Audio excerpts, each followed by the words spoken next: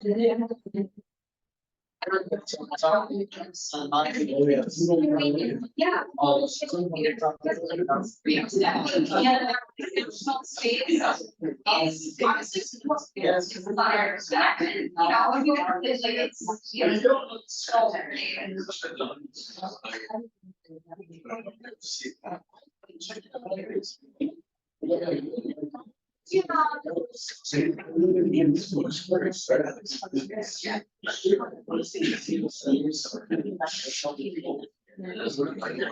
song.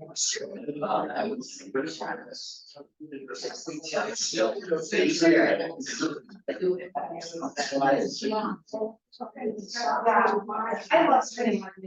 Like you just sit there on the mirror like watch. In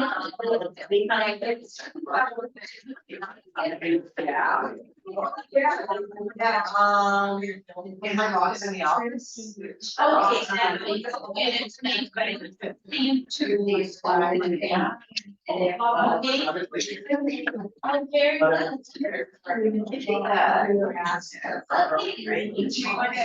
just looking for you. Oh, sure. Crazy. Thank you. I appreciate that. You will. It's in.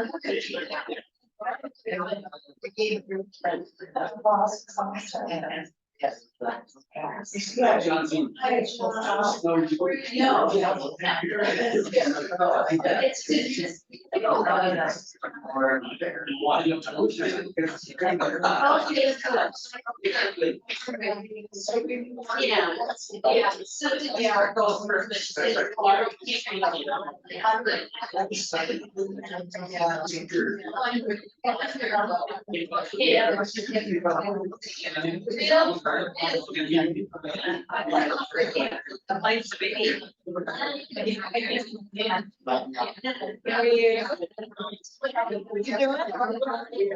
Thank you all for being here. I'm going to invite you all to find your seats so we can go ahead and get started. I have a very special guest with me here this morning.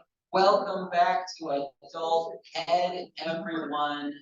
As we continue our series of the modern face of immigration and migration. And what a powerful series it has been so far. No pressure. So I'd like to introduce Cas Stole to you all. This is my colleague as we have been working on the transgender relocation project that I have shared with you all at a previous date. But I want to give a little intro, just a little reminder of what that is for anyone maybe watching at home who isn't sure, or any of you all who maybe have forgot. And then I'd like to turn the time over to Cas to introduce themselves. You know what? Let's introduce you first, so they're not a stranger sitting up here. How about that? Cool. Oh, that's great. So, like Pastor Nora said, my name is Cas or Cascade Stall. I wrote notes, so if I'm looking at my phone, we're not checking. Yes. I'm just what I can't remember.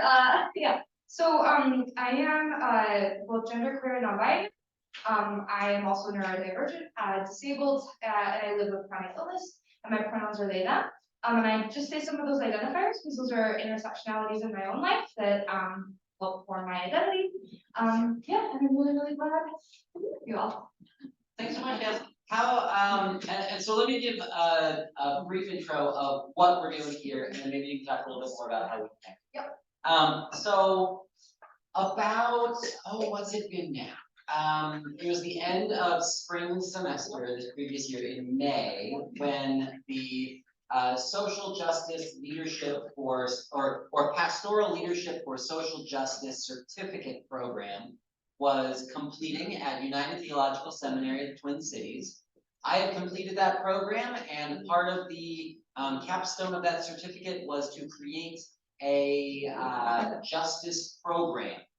And looking at our context and where we felt called to serve. So at that time, there was a lot of new and fresh legislation being pushed in a number of states that were discriminatory and actively hostile and harmful to transgender people and their families.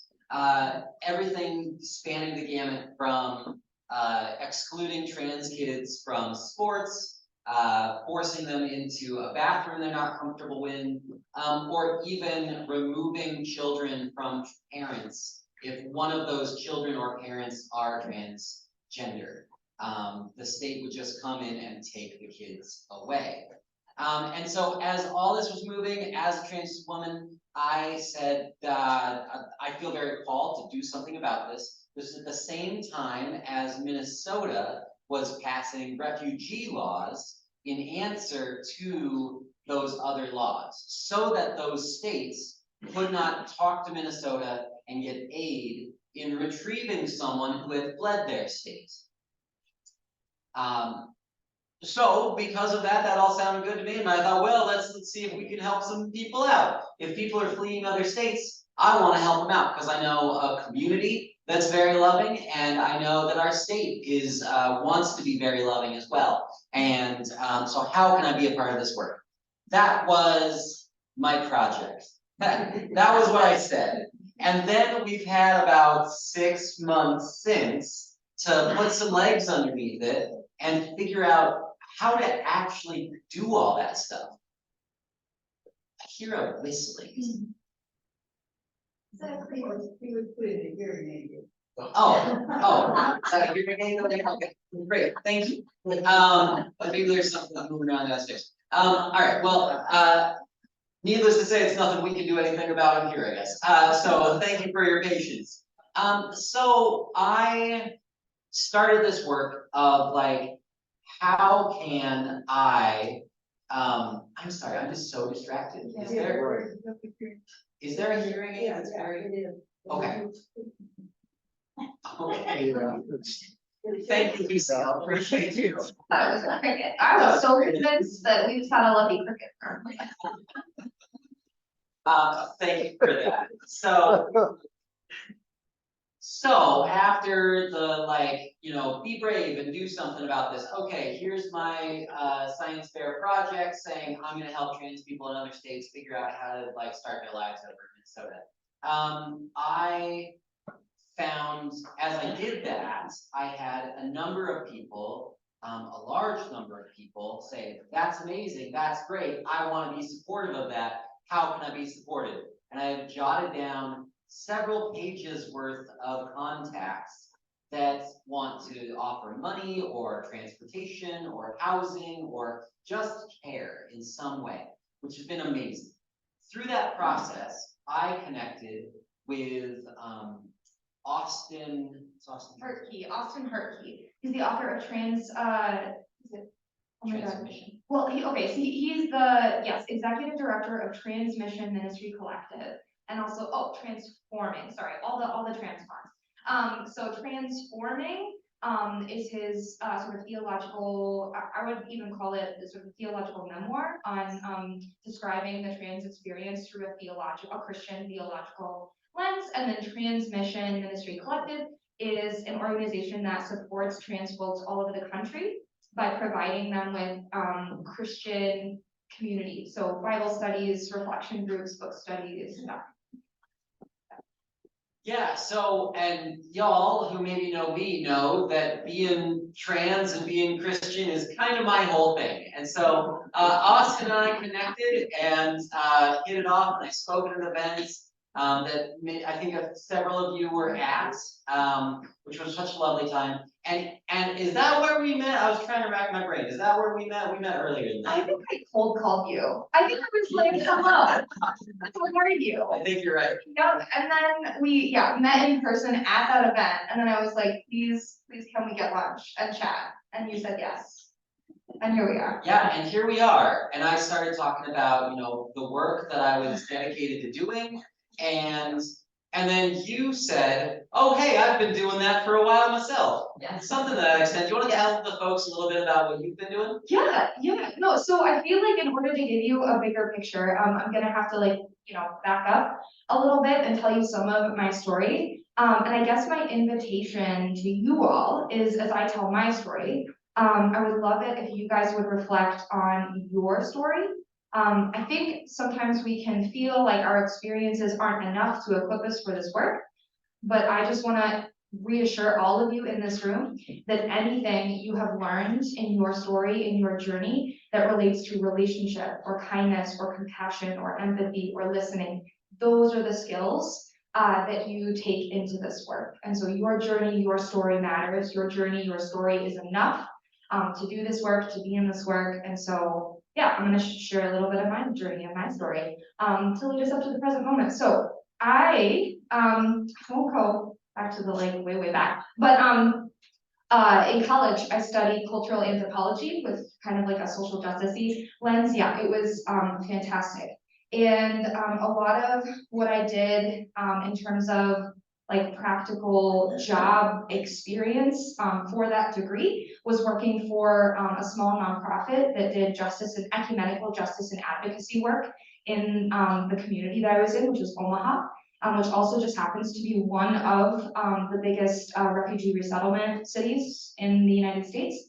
Fun fact, so is Minneapolis, if you didn't know, especially for like Korean families, Somali families, Syrian families, Afghani families. We've got just such a beautiful diaspora of various like refugee cultures here. And so I was doing a lot of work in college around community building and the ministry of presence and the ministry of advocacy and social justice, and got really, really involved, especially in that refugee work. So we were setting up apartments for families coming in. We were meeting them at the airport. We were buying them groceries. We were having tea and playing with their kiddos. Like we were just steeped in this atmosphere of connection and community with these refugee families. That had a huge, huge impact on me. And it's not anything that has gone away. So currently, I Googled this morning, but there are 35.3 million people in the world that have been forcibly displaced from their homes. Yes. So that number, as we've all seen on the news, just continues to grow and continues to rise, not only in Gaza, but also in many other places around the world. So this work is ongoing. So I, from my undergrad, eventually found my way to ELCA seminary and the ordination track. I am currently finishing up a Master's of Divinity at Luther SEM, which is over in St. Paul. And during that time, I figured out or discerned that instead of being a pastor, whose work is primarily, I would say like within the church, pastors do a lot outside of the church as well, but I would say their primary focus tends to be just in a broad sort of sense, tends to be to the flock. It tends to be to the congregational life, serving and connecting with the congregation. And I just decided that I didn't want advocacy or justice or community involvement to be secondary in my vocational call. Not that there's anything wrong with, the pastorship or anything like that. Just that like I really wanted to give the meat and the lion's share of my time to that work. And so here we are. I am a candidate for diaconal ministry, set to be hopefully, knock on wood, hopefully ordained come this like May or June in the ELCA as a deacon, and I'm really, really excited about that. And so in light of all that, this past spring, kind of like Pastor Nora said, I just started thinking. Really, you know, as a genderqueer, as a non-binary person, the algorithms know, like on your phone, like if you've ever like felt kind of spooky about like how your phone knows things. Like I just feel like the algorithm on, you know, TikTok and Instagram and Facebook started showing me all of this like content around trans folks feeling a lot of fear, a lot of insecurity in terms of like their safety and also like trying to get to safer places. So I'm ingesting all of this content as a non-binary person. I'm, you know, in seminary. I'm working for this church, which is Bethlehem Lutheran Church, Twin Cities. We actually have a campus like 2 minutes down the road, which is really awesome. But I just was curious, and so I started with a question, and I want to tell you all that sometimes that's all it takes, is just asking questions. In fact, I think that's the best place to start sometimes. If you don't know what to do, just start asking questions. And so I called actually the Synod, the Minneapolis area Synod, and I was like, hey, like, you guys are doing stuff, right? Around like trans mutual aid. And they were like, no, absolutely not. But if you want to do it, go ahead. And I was like, okay, all right, like, great. So I literally just started Googling, like different churches, different community organizations, and I made a lot of phone calls. I made a lot of cold calls just to people to say, hey, like, my name is Cas, like, I'm, you know, interested in doing this work. I have some experience in refugee resettlement and accompaniment. I've done some stuff with like the sanctuary church movement. Like, I really just love to talk to you about what it might look like to partner in that work, or to see what kind of resources you guys have available. And the number of people that said, like, thank goodness, like, what, you know, we were trying, but we didn't really know, like, you know, is this happening? Is it not happening? Where's it happening? And so I, like, Nora and I just started putting together a spreadsheet of different names of people in the community who were, you know, doing this work, or interested in doing this work.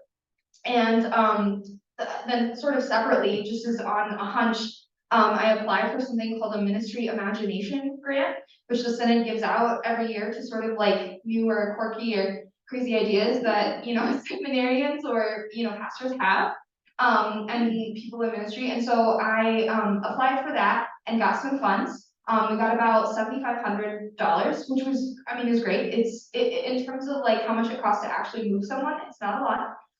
But it was enough, you know, to say, okay, like, we're in this work, we're doing it.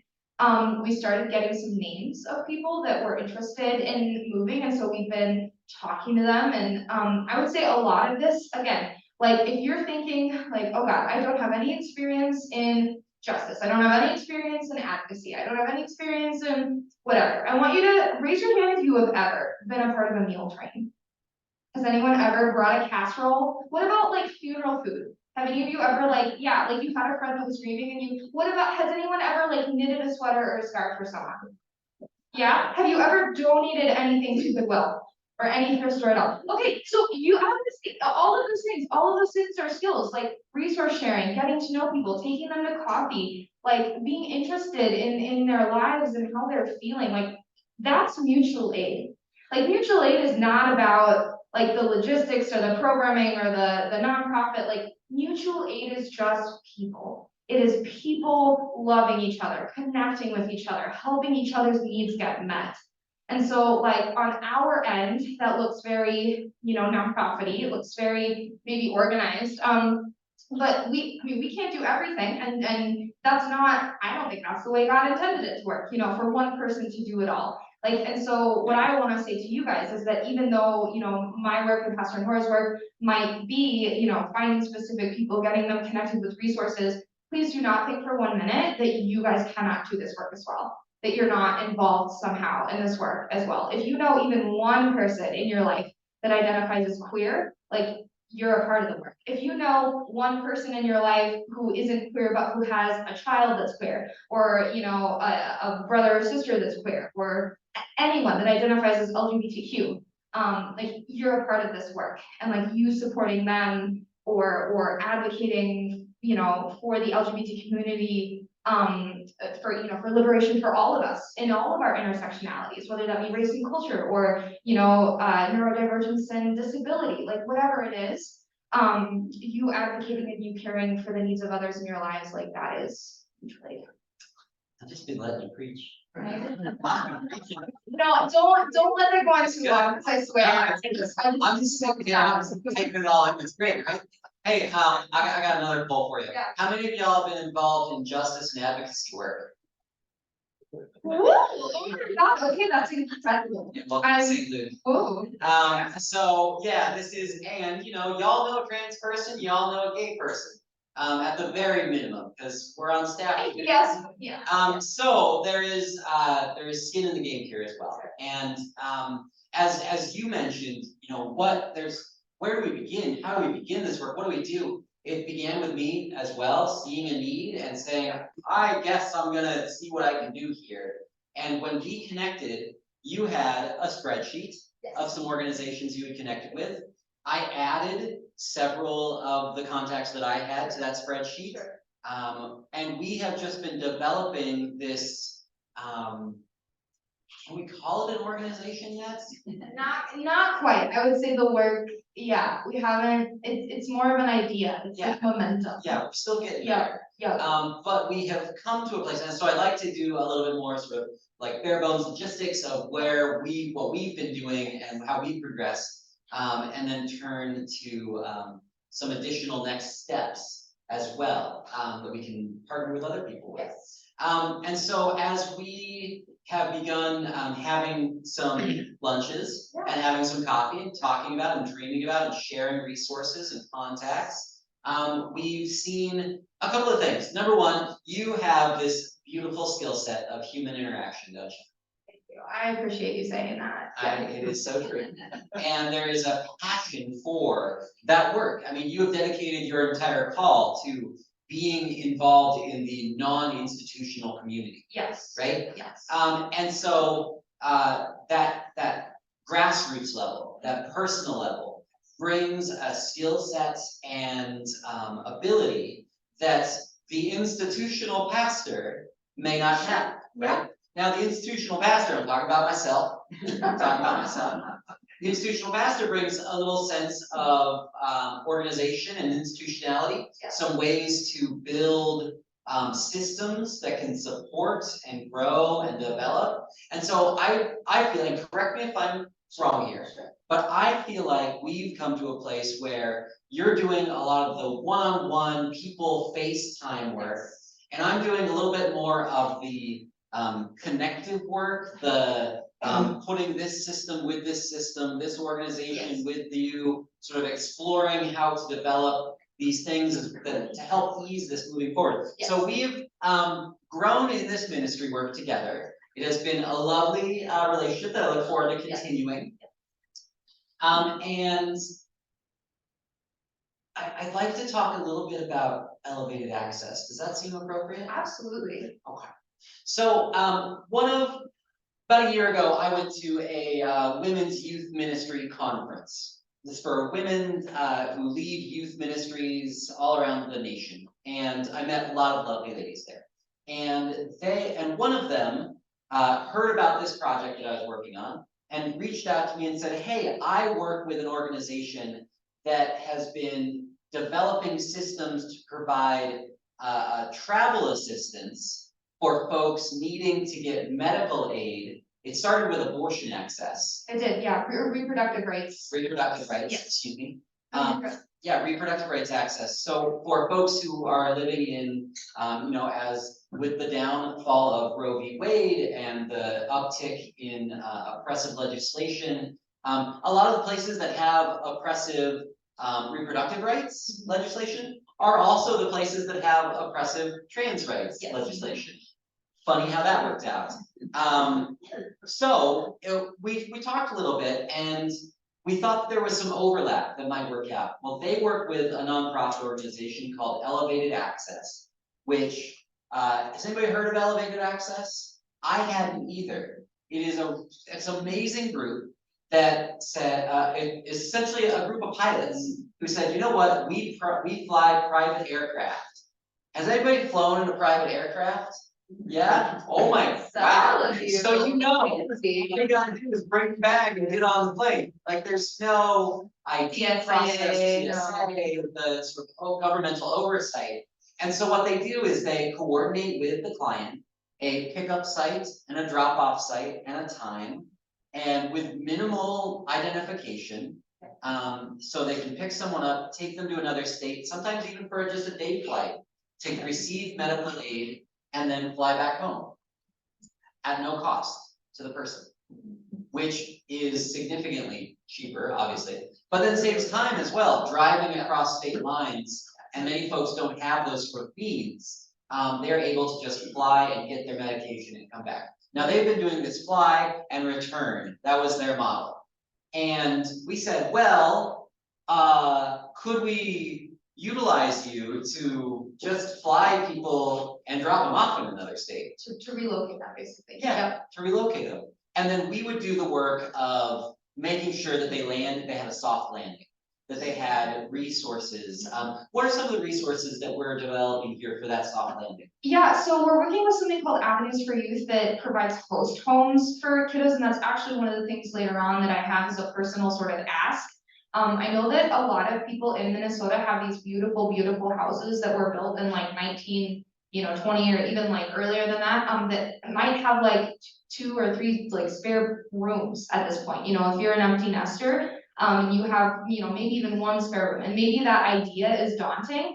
But sometimes this work requires like a little bit of a leap of faith. And Avenues for Youth is a like well-known, very trusted organization that does not only trainings for people interested in being host homes, but they do vetting and like a walkthrough, a work through with anyone interested in utilizing that. And so it's a really, really cool opportunity for like, kids and youth, and I say kids, I mean, like older teens to like, 18 to 23-year-olds, to be housed in a house in a host home instead of at a shelter. And there are some shelters that are really great. Bridges for Youth, I think, is another one. And there's a couple others. Youth Link is one that like helps kiddos get, and I say kiddos again, like I'm almost 28, like an 18-year-old is a kiddo to me. It's funny how that works. Also, there's this thing called Tigers, and I'll spare you that like the whole list, but what Tigers represents for me, Tigers is a trans, it's a nonprofit that creates trans community. So there's all kinds of like resources like that are relational. So if you as a trans person come here and you're looking to like plug into a community that understands you, with other trans, intersex, gender queer folks that are here that want to love you, support you. Like there are a lot of really cool organizations like Tigers that we help people get involved in so that they have support. There's also something called NAMI, which is mental health resources. Many of you may have heard of that. So often I will just go to NAMI's website and be like, oh my gosh, like what are some resources I can connect someone with? Oftentimes there's like counseling resources. There's also like medical care resources listed through those that website. And then also like financial aid and assistance is something, obviously like we have some funds, but if someone needs like, ongoing assistance, maybe like through the state, we can also direct them toward the state for some of those other financial and healthcare needs. Yeah, and we as a community have been working with Avenues for Homeless Youth off and on for a number of years. One of the first youth programs that I held here was a dinner break for Avenues for Homeless Youth. Yeah. And when we often have excess food, I will take it to Avenues for Homeless Youth. Yeah. So that has been one organization that we have, surprise, surprise, I don't know how many of you do this, we've been supporting with some of our work in excess over the years. And now, so that's been what we've been sort of doing over the last 6 months, besides sort of getting to know each other, sort of flexing out how can we do this work together, what needs are there, and finding those organizations. Yep. Because if you jump right to, hey, come on out here, then we're scrambling to where do we go, how do we support, and that can be a traumatizing and a problematic situation. Yes. Aside from wherever place they would be. So if an 18-year-old in Texas or Florida or Tennessee, those are the 3 sort of worst offenders for trans needs right now. South Dakota. South Dakota, North North Dakota, that'd be another state. Yeah, I'm sorry, I'm so sorry. Kentucky, and yeah, like, keep going. No, But,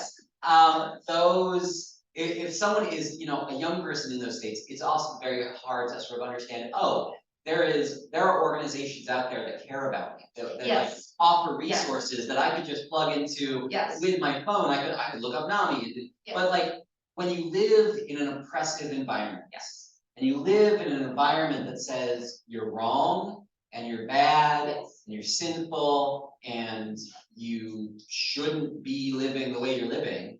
You grow up thinking, well, why would there be any wider national support? I'm the problem. And so there's not even a thought of like, oh, I can like research and like find out, and then like it's a lot to ask for a kid. And I say, I can kids. Yes. But I'm like 40, so I feel a little bit. So that's what we've been doing. We've been developing those resources, connecting with organizations like Elevated Access to Rider Transportation, with Avenues for Homeless Youth. Yes. We've talked with Outfront Minnesota. Yes. They're Yes. a strong partner of ours. We've been working with Matt over there and they've been, and this is the thing, what I've gotten so much joy and hope from this work is that, I'll go talk to Matt from Outfront and he'll say, hey, so we've been developing a network of resources for trans people who have been leaving their state. And we don't but they're like the nonprofit sector. And so they're not into the communal, religious, or otherwise sustaining that sort of spiritual center. They're in the like, hey, legal advocacy. Yes. Medical legislation, working with Leafy, like having those broader advocacy conversations. So, and one thing I really want to interject here and kind of say is that I know that there's an election cycle coming up, and I just really want to impress on everyone. Part of what happened last time during the horrible, terrible, no good 4 years that we all remember very well. Part of what happened is people really thought like there's no way things will get that bad. There's no way that a certain person will be elected. There's no way. We just same with Roe v. Wade. Like there's no way, they could never. I just need you to start like believing it can happen. It can happen. It will happen. We've seen it happen. Things can and will potentially get worse. Like, and there is no end to this work. Right now, like the work of healing and reconciliation in this country is going to take generations, not just the next few years. So it really, doesn't matter which way, I mean, it does matter. All I'm saying is like, no matter what happens during this next election cycle, this work does not disappear. And just because that cycle goes well or badly, again, doesn't mean that, this work doesn't continue to happen. And so, or that there's no hope, like either way. Like if, things go poorly, there's hope. If things go well, there's still the work to be done. So whatever it means for you to be politically active, to start following, like trans activists and, Black and Indigenous, like queer activists on Instagram, Facebook, whatever, or even just like, local libraries sometimes have political resources like voting guides, whatever, just like do whatever personal work that you are used to doing, or, maybe like, expand a little bit, but just know that like, that's still important. Yeah, I just wanted to kind of interject that. There is and as a church, we do not advocate for one political party over another. Sure, no. That's not something we do. And if you want to go out and see the 2025 plan that is in place from the Heritage Foundation, it is a roadmap that discusses trans eradication, as well as a number of other social setbacks. And that is public record. It is being touted as the plan that will be put forward should the Republican Party take office. And so I invite you to read that plan, be aware of where they're headed, so that you can be informed as to whether or not that is a position that you want to support. We got a little political there. We think is that our fault? I feel like Holy Spirit loves to be political. All politics is people collectively deciding like who matters and what to do about it. And so, like, you know, politics scares you. Politics is just a way that humans have learned, and again, this is the anthropologist in me speaking, but like, politics is just how we organize ourselves. It's just organization. It's institution. The church is an institution, and that's not a bad thing, right? And so, I mean, I love what Nora is saying, is that this isn't like partisan. Like, we're not going to tell you you're a good or a bad person for whoever. Just that you learn, that you listen to marginalized voices, that you understand and know what you're doing. You know, when you choose or don't choose, you know, certain people, that you just like make informed choices. That is all it means to be political. We appreciate that. We appreciate that. And meanwhile, the results of every election deeply impact Yes. People like us. Yes, very who much. are explicitly being told, if this person comes to power, you will be put under our crushing boots. Yes. That directly impacts us, so it Yes. has important context for us. Yes. And so as we continue doing this work of foundation building and creating systems of support, Yes. we are looking not just, hey, you trans person, you wanna come here, here's $5,000. Good luck. Let us know how it goes, send us pictures if it goes well. But are creating mutual aid. So we've had, in the time that, so I'm gonna talk for about 5 or 10 more minutes, and then we're gonna have some time for Q&A. Yes. So in the time that we've been working together, we have had, what are we at now, 4 clients? I think 4, yep, that we've worked with. But again, which again doesn't sound a lot, but like it's, you know, one at a time, right? You know, Yeah. one person, one life at a time that you're trying to change, transform. And you these are people who are in unsafe situations. Yes, in other where they are at. states, Yep. Who have no hope Yes. of how to be living a better life. Yes. Who then talk to us and go, Yes. oh my God, what? Yes. You're doing what? That's Yes. amazing. Like, Yes. thank you for even just like giving me a shred of hope. Yes. That someone cares. Yes. Enough to do something. Yes. Outside of their realm. Yes. Right? So that's been hugely impactful. Of those 4 clients that we're currently working with, what lessons would you say we've learned along the way? Well, so this one is like adjacently related, but like, it's sort of another call to action for all of you guys. So raise your hand if you feel pretty internet savvy, if you feel like you could look up information on the internet. Okay, and if not, absolutely no shame. Like, I have 12-year-olds teach me how to use my iPhone sometimes. I would just say that like even 10 to 15 minutes of Googling makes you a resource for someone else. It doesn't seem like it would, but I'm telling you that like an 18-year-old, again, like Pastor Nora is saying, that is scared and frightened and like doesn't even know what they don't know, like you guys know. And so if you hear through the grapevine, like, oh, well, so-and-so has a niece that's trans that lives in Florida, and like she, maybe her parents are affirming and like, but she doesn't know what she's gonna do, and you know that there are certain resources here in Minnesota, you've just become a resource for them. And even you posing the question, is this person interested? Do they want that? Do they need that? Do they even know that like NAMI or Tigers or this thing, exists? And if they don't, you have just provided them with something that could really, really help them. So I'm telling you, 10 to 15 minutes of Googling and just knowing what exists in Minnesota, knowing the kinds of things people can plug into is absolutely huge. And transformative. Yes. Life-changing. Yes, absolutely. And as you think back to when you were 17, 18, 19, the world was a different place. Amen? Yeah. And could you imagine back then knowing that the government might take you away from your family if you visit Disneyland? Right? That's the state of Florida right now for trans people, trans kids, trans parents. I cannot take my kids to Florida.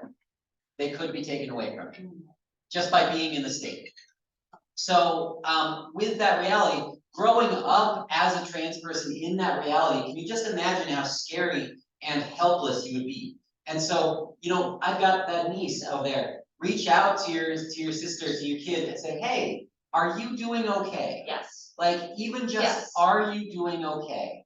Yes. You have a soft place here. I don't know how I can help, but if you need something, I know some people, yes. And I have some resources. How are you doing? Yes. Like, that is ways that you all can support this work without giving a dime. Yes. Yes. Thank you for that note. Because really the clients that we've talked to have all had radically different needs. Yes, and was gonna be the other thing that I, almost said is that, the ministry of presence, the ministry of listening is huge in this work. Sometimes all it takes for a person to have hope is for another human being to say, I hear you, I see you, like you are not alone. Like, and that, it just carries such a weight of power. And again, that, like, our greatest riches, and I just preached a sermon on this last week, like, your greatest stewardship in life won't even be with the money that you have, it will be with the relationships that you have, because relationships are the greater currency. Relationships are the greater resource, and Jesus knew this. And it doesn't mean money isn't important, it doesn't mean there aren't places where your money can be multiplied or helped in the building of the kingdom. Like, it just means that, like, if you're picking between the logistics of money and, like, the heart of relationship as resource, like relationship.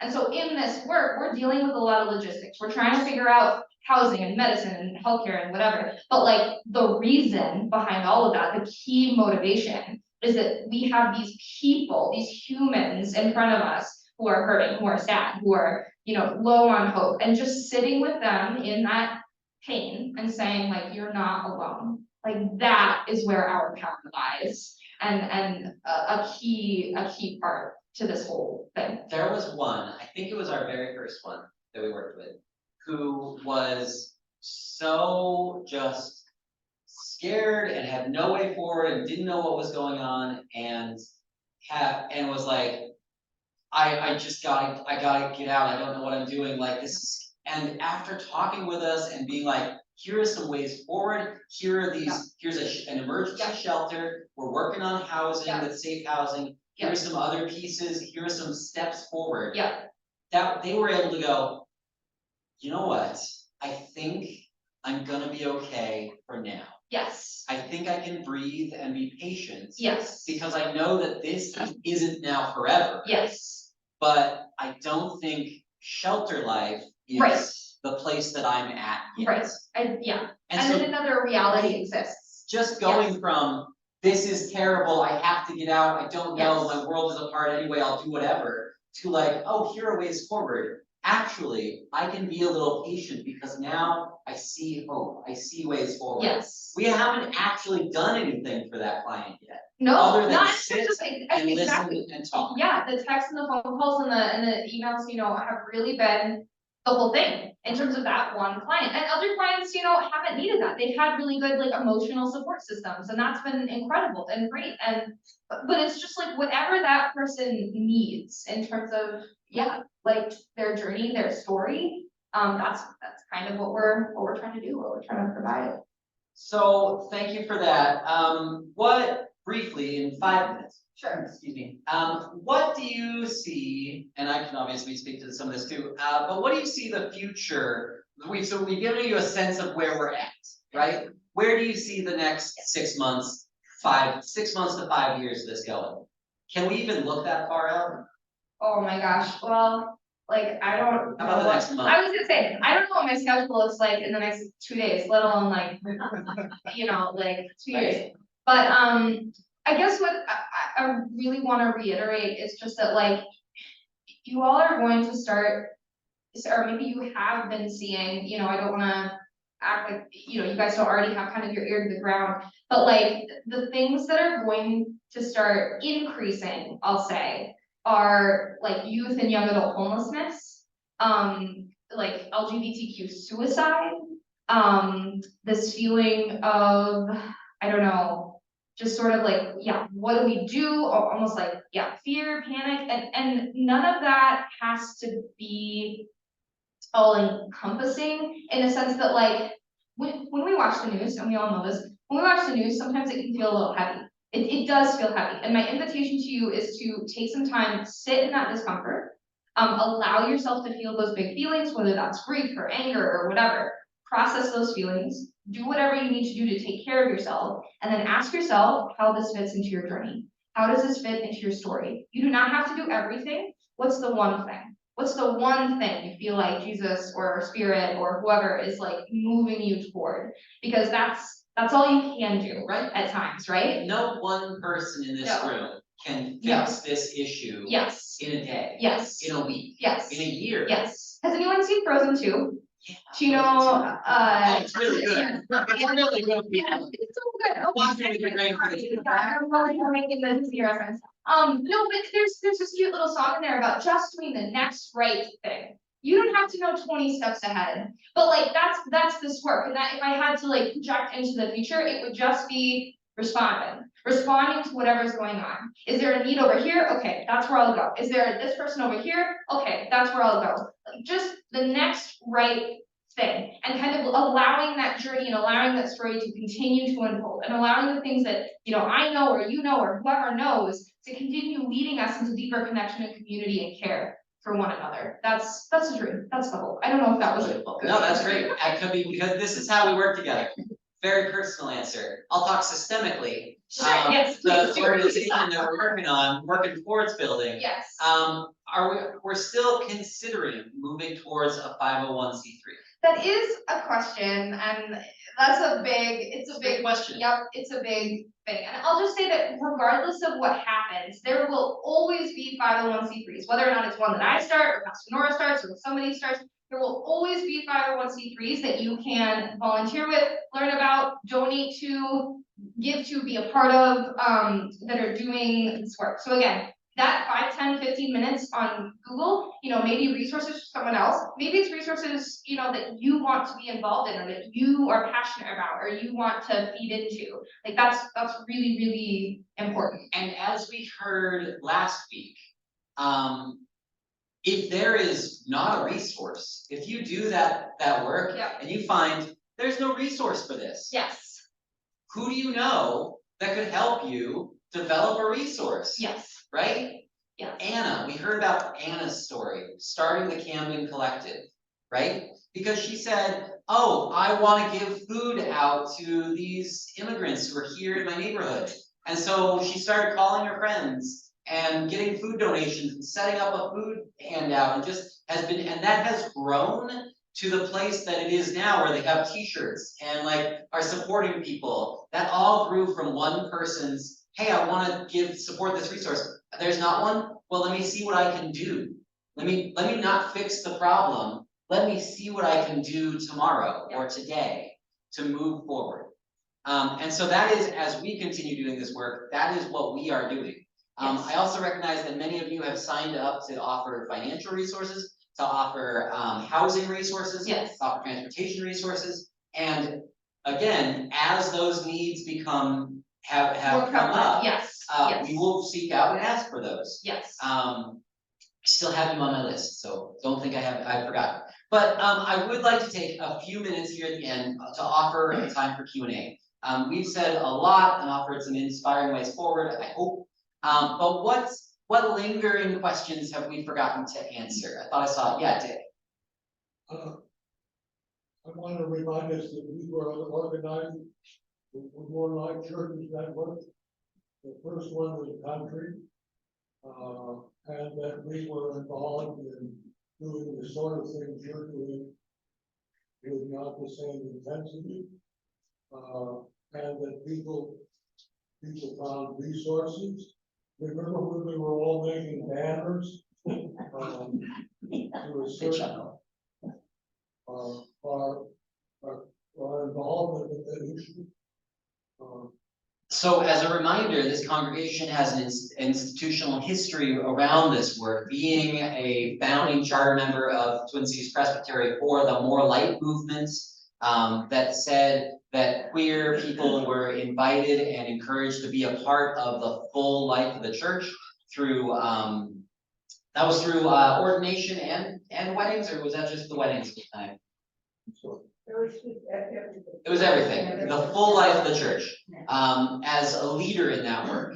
And that was, you know, this is meaningful, let's do this. I'm sure that process was probably messy, and there wasn't a roadmap, and maybe like you didn't know what you were doing at times, but you cared about the people, and so you did something the next day too. And that is how you set up a legacy that now the entire presbytery is more light, to now the point where they're like, we don't need to say more light anymore because that's just who we are. Like, so we don't need to talk about the more light label anymore because that's just who we are. Like, that's huge transformative work over generations, right? And we see new normal coming up, but it all comes out of, hey, something's wrong here. What can we do today that is outside of our realm of familiarity to care for people? How can we systemically do that? Thank you for that reminder. Yeah. Just wondering, you had mentioned that you're involved in Bethlehem Lutheran Institute's campus. And St. Luke, often when they do things, they often get together with neighboring congregations. And the Minnetonka campus right here, are they a campus that would be open to joining in this kind of work? Absolutely. Can you just rephrase the question for folks online? Yes, so for folks online, the question was, I'm currently working at Bethlehem Lutheran Church Twin Cities. And the question was sort of like, we've got a campus right down the road. Are they interested in partnering with you guys or, in doing some of this work? And I would say the answer is yes. So I think that they're, everyone is in a different place in terms of, not at Bethel, but in terms of just like communities, faith communities. Like I feel like, each community has their own history, they have their own setbacks, they have their own challenges, they have their own, areas of learning to be done. So right now, our Minnetonka campus is doing the work. They're actively learning, trying, expanding, growing. I would say they probably don't have as of a robust history of being a part of this justice work. But then again, I haven't been around that long, and I don't know. So maybe some of those people have. Several of them from the Minnetonka campus, several members and families have come forward and said if there's accompaniment work to be done, as in if there's a trans person or trans person with their family that comes that wants to be in relationship with someone while they are making the, no pun intended, transition into, living here into Minnesota, because we all know that Florida and Minnesota are two very different worlds. Like even climate wise, that they are interested in doing that accompaniment work. So, like I haven't had, to be very honest, the bandwidth to explore much beyond what they're interested in doing, but I know that Pastor Mayta Carlson, do any of you know, she wrote Ordinary Blessings. She's she's really cool. So she's the lead pastor out at the Minnetonka campus, and she's been working really, really hard with people to expand their consciousness and help them deepen and grow their understanding of the trans experience and how it bookends with theology. She had Austin come and talk. They did a book study. And yeah, they're interested in that, some of that accompanying work. So no, that's a great question. It's something I can definitely take back to them and say, hey guys, like St. Luke's is right down the road. Would you like to, partner? Would you like to, collaborate? And with that, you can do that. That's great. And also, anyone can reach out to Pastor Mayta Carlson. Yeah, Pastor Mayta Carlson, right? Absolutely. Hey, y'all, and you could do this to the church that's down here. You can do that to the church over here. Please. And reach out. do. Hey, we're looking to do more advocacy. We want to do Yes. solidarity work. Would your community be involved? Be interested? Like that is a phone Interfaith, call. ecumenical. Raise your hand if you know someone who's a part of a different denomination. Thank goodness. Raise your hand if you know someone from a different faith tradition entirely. Yes. Okay. So you are connected. You as a human, your story, your journey is a resource. The fact that you know people and are in relationship with people from other circles makes you a resource. Because not everyone, and especially not everyone in an adult ed on a Sunday morning at a church in Minnetonka, will know people of different denominations Yes. or of different faith backgrounds. That is, here at St. Luke, we're like, oh yeah, we all know people who are blah, blah, blah, blah. Yes. But it's like, that's not the norm. And so that is a unique and special gift of who you all are as people that you can use for this work to reach out. Instrumental. That is instrumental. Absolutely. Thank you for that question, Peg. Wait, other questions? Did you have a question? Yeah. I've got a couple comments. Okay. Back to the political. Yeah. School board elections are super important. School board elections are super important. Yes. We have up in Minnetonka and. There's a Minnetonka school board election coming up. Yeah, and you need to know who's gonna be trying to ban books or whatever, so that's one point. Second, the Heritage Foundation, they're the ones who masterminded the whole bringing of all these judges, at, lower levels who are making all kinds of changes. So the Heritage Foundation is the mastermind organizer behind instituting judges at the lower levels that can push forth a restrictive agenda. And very quickly, mention Frozen, and next Sunday, we're having Theology of Broadway with Frozen. Okay, next Sunday is Theology Broadway with Frozen. It's not Frozen 2, I love but it's that. Frozen 1. Movie. We got some amazing singers coming in here to sing Let It Go. It's gonna be really good. So, which is also, if you didn't realize it, Frozen is a trans allegory. If you just didn't realize it, go back and watch it again through the lens of transgender. Just now. Yeah. Sure. Always Trying thinking to like find parts of trans it, themselves like- and are finally free and can live her best life. Yeah. I need to rewatch this film, Yeah, guys. wicked too. So thank you for those notes. And so another resource, if you're like, I don't know what the Heritage, go talk to Phyllis. Phyllis knows about the Heritage Foundation, knows how to put it. Yeah, right. But there are a number of resources, and just the fact that you know a trans person and have watched my journey of transitioning, Yes. that puts you in a unique place for your families, for your wider communities, who literally do not know a trans person.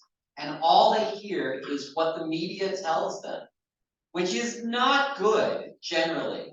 Because all you hear about are predators and victims and violence and all this stuff, and then there's this You big, don't get the joy, the sparkle, the No. love, the humanity. right? And you got the sparkle today with the. I do, I try, we try. Yeah, over here. Yeah, so I got a great niece who was grown up in Florida and is graduating, and she is part of an artistic community, so there are many people who are somewhere on that. So she could easily be a resource for other people. So who would you suggest to contact if somebody, because a lot of girls, the young adults. Sure. Right now, me, Yeah. Or I, me. or a And then I'll customer, say, yes. here's my colleague Cas. Either of us. So I'm doing a lot of the sort of interstate relationship building. I've connected with Elevated Access, and I have colleagues in other states that I'm working with to develop these sort of networks, right? Number one, I would say you contact her first and say, hey, I've got this pastor who's doing this work with another trans person, and if you are interested in supporting people in your area, I would love to have a conversation with you about what that might look like and how I might support that, to empower them to then, be in touch with me, be in touch with Cas.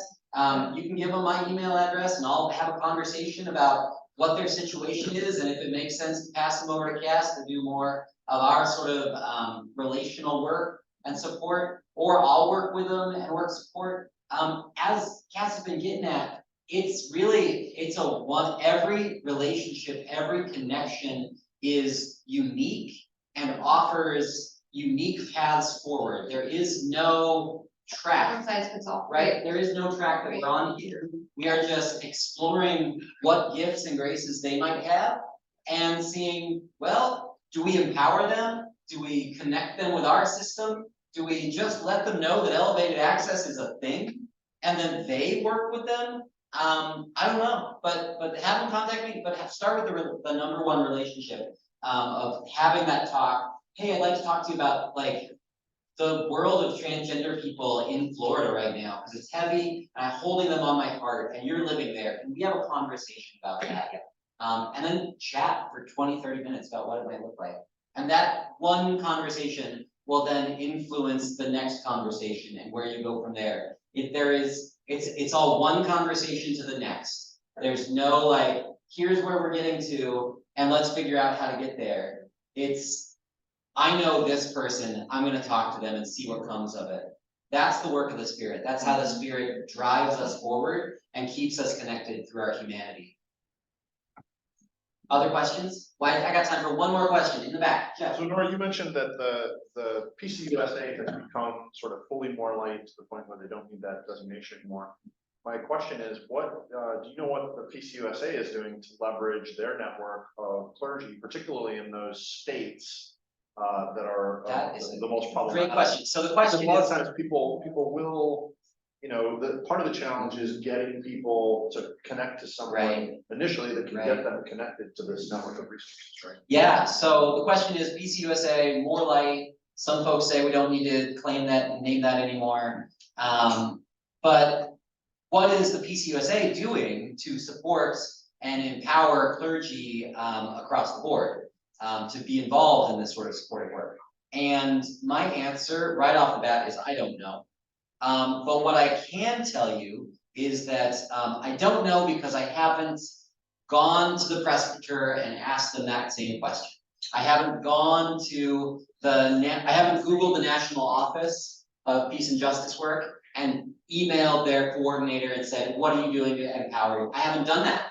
I've been doing other things, right? I've been having other conversations. And so that is something that I could do, any one of us could do to name that and claim that and offer that as a way forward. I can say that at the next general session, the General Assembly, excuse me, at the next General Assembly, most of the resolution, there are a lot of changes coming to the Book of Order. A lot of changes. Like we're talking to the tune of hundreds of changes. And those changes are all, each and every one, designed to make the Book of Order more gender inclusive. Every single one. It is wild to see stuff going from like brotherhood to fellowship, or and he is then appointed to this too, and then they are appointed to this. There is a lot of male gendered language in the Book of Order, and this next General Assembly is seeking to take it out.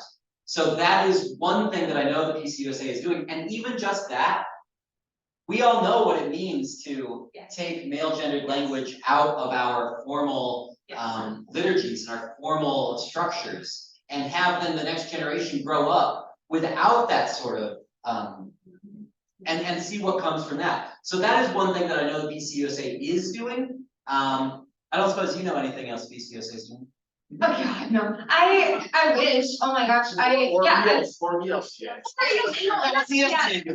I was gonna try, like, attempt. Because the ELCA is also open and inclusive and affirming, right? Right? They sure say they are, just like PCUSA, right? I really wish. But no, so the thing, again, I should be really careful. My synodical committee might be like, might like watch this on YouTube someday. So basically, you know, like at the risk of making the ELCA sound bad, I think a lot of times what they have thought was neutrality was really just complicity with the status quo. And I think that the ELCA has a lot of work. If any of you have read Lenny Duncan's book, Dear Church, that's an excellent sort of window into the challenges that the ELCA faces in terms of inclusivity, racial reconciliation, you know, LGBTQ representation and reconciliation. And so when I talked to the Synod, basically what it sounded like was, well, we want to be careful. And as a person with you know, a couple different marginalized, you know, like intersectional identities, when you hear like be patient, it's not what you want to hear. And so Martin Luther King had a whole letter about that. he did, go read it, it's fantastic, it's online.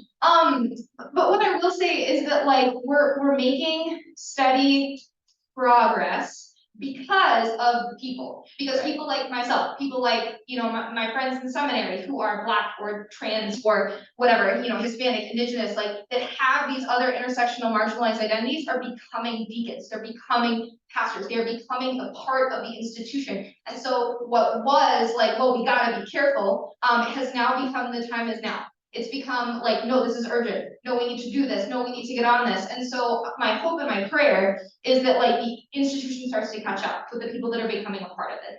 And there are roadblocks and barriers and a lot of, you know, pain and angst in terms of like being a part of an institution that you don't always feel like values your humanity or sees the fullness of your humanity.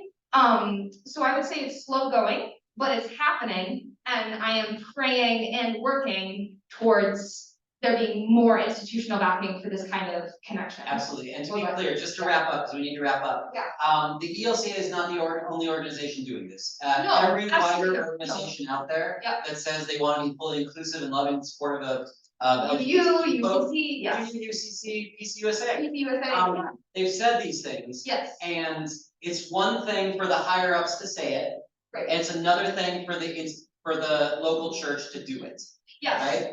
Y'all know this, right? That's not, and so as you say, there are so many now, because, you know, y'all were a part of that work, like, hey, no, queer people should be allowed to the full right of ministry. Well, here we are, right? Yes. We're getting into it now. Yes. Queer, Black, Yeah. Indigenous folks are getting into these traditionally excluded spaces. Well, and it's the same in the ELCA. And so I guess to answer your question, what's happening right now is like, we're making it happen. It's not happening like top down, but like from bottom up, we're asking that it become also top down. So right now, like clergy that know each other in Nashville are contacting their buddies in Iowa or South Dakota or Minnesota and saying like, hey, like, we've got people, do you have resources? And we're saying, yes, like we have resources. But synods and even like nationally as an institution, as an organization, the ELCA isn't quite there. Yeah, and that's been my experience with the PCUSA as well, is, you know, hey, I know someone who knows a pastor in the PCUSA, and they gave me their contact information, and I've been in a relationship to see how we can do this work together. And so it's really happening at the grassroots level, while the national bodies say, yes, this is work that we want to do. And then you have to challenge them and basically hold them accountable and say, okay, you said you wanted to, here we are. Here we are, how are we doing this? How are we moving forward? Yeah. And so that is how we as queer clergy are trying to push that into action. So we are woefully out of time here. Thank you all for being here today.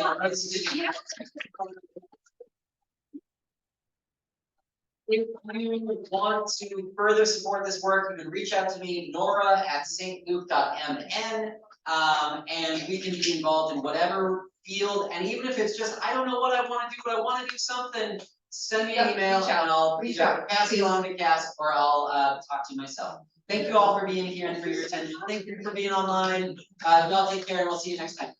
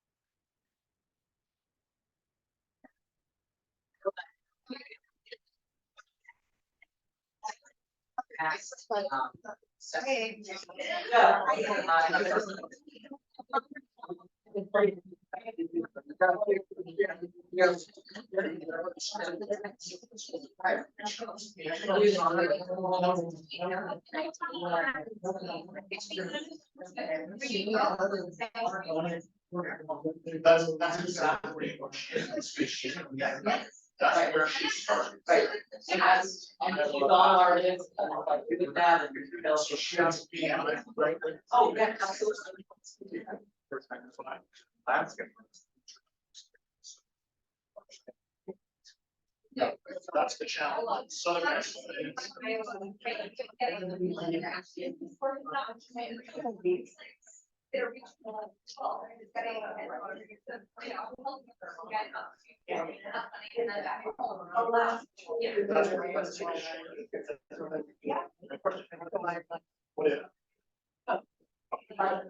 Yeah.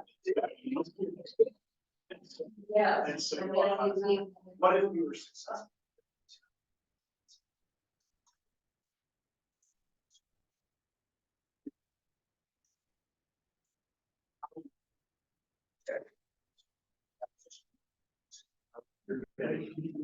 Hundreds of emails that we saw, Yes, so I would say anything we kind of need is like going on the first, you have like evidence and say like, you have something. Like, there's a lot of things you do this, and it looks like this is exactly what you like. And like, I honestly, why we got the ministry foundation, is why we got this. But almost like at 7 8 last week, like, you know, and we're not just getting what we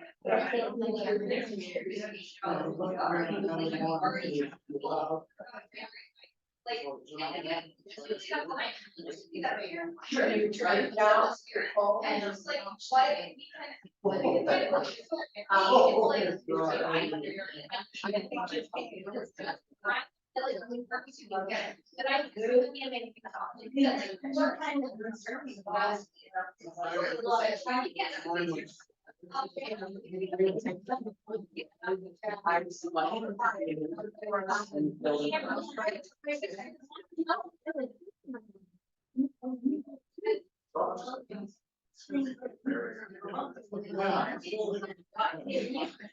Right now, all of our plans. Like, yeah, sort of, yeah.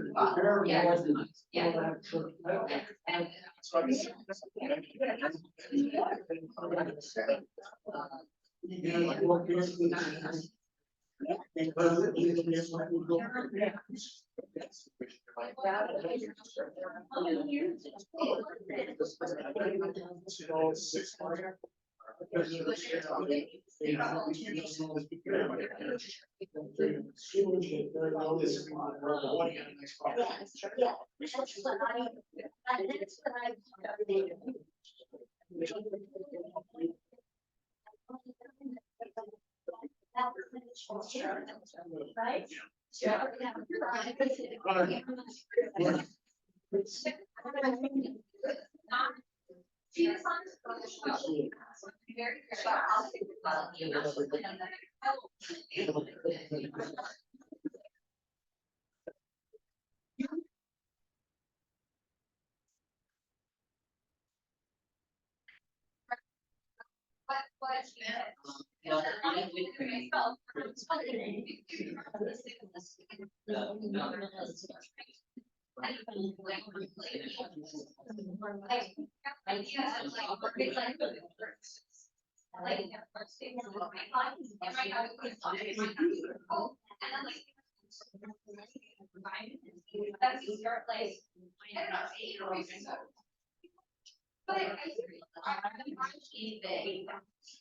Oh, yeah.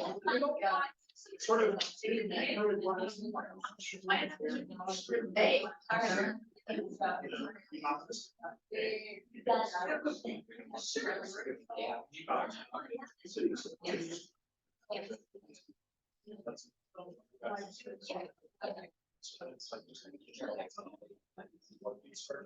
Yeah, I mean, I just gave up on that. Really? Yeah. an endeavor, yes.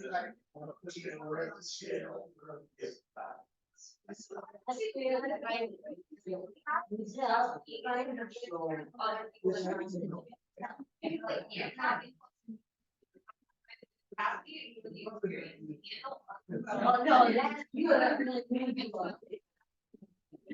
Yeah, maybe. It's like, so I. Like.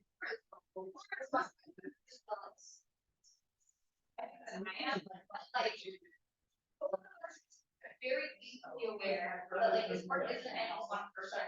Sure. I Yeah. mean,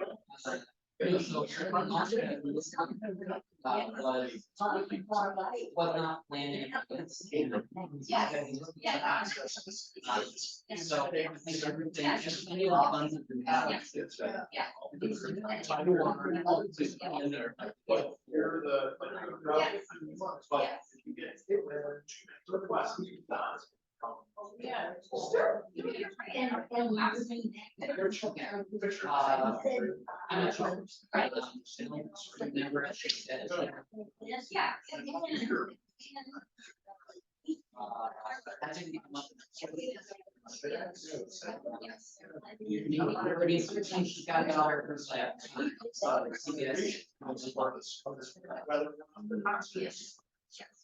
Yeah. But.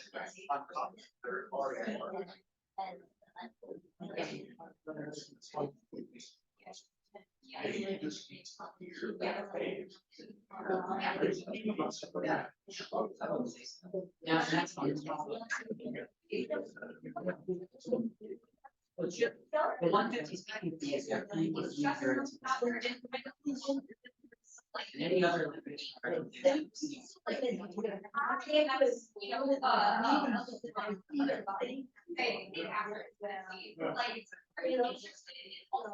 Okay, It is. It can just be like an easy.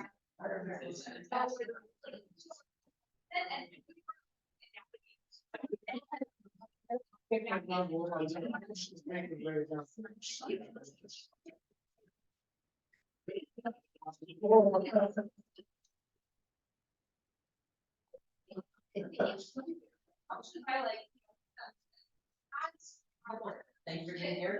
But we should tell them.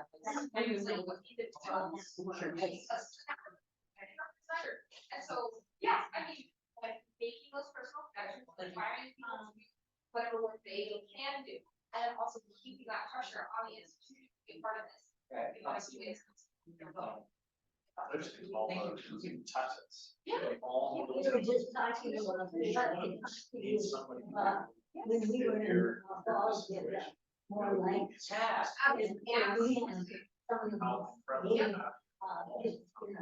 Oh, yeah.